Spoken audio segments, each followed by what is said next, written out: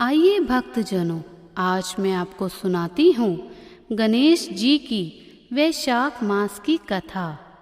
पुराने जमाने में रतिदेव नामक एक राजा था।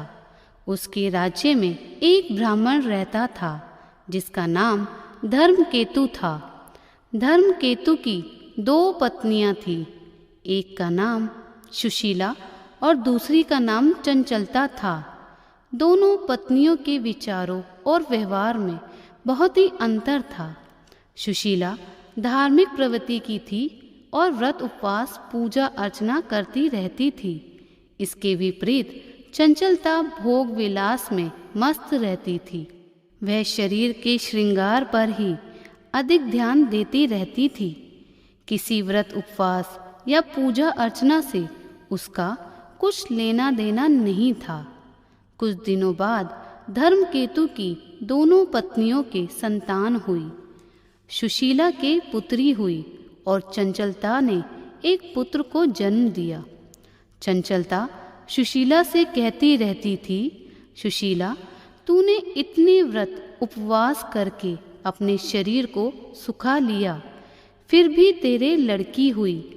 मैंने कोई व्रत उपवास या पूजा अर्चना नहीं की, फिर भी पुत्र को जन्म दिया। कुछ दिन तक तो सुशीला सुनती रही, पर जब अति हो गई तो उसे बड़ा दुख हुआ। उसने गणेश जी की आराधना की। गणेश जी प्रसन्न हुए तो उनकी कृपा से सुशीला की पुत्री के मुंह से बहुमूल्य मोती मूंगे निकलने लगे और एक रूपवान पुत्र भी उसने जन्मा। सुशीला का ऐसा सौभाग्य जगा तो चंचलता के मन में जलन होने लगी। उसने सुशीला की बेटी को कुएं में गिरा दिया, पर सुशीला पर तो गणेश जी की कृपा थी। उसकी बेटी का बाल भी बांका नहीं हुआ और वह सकुशल कुएं से निकाल ली गई।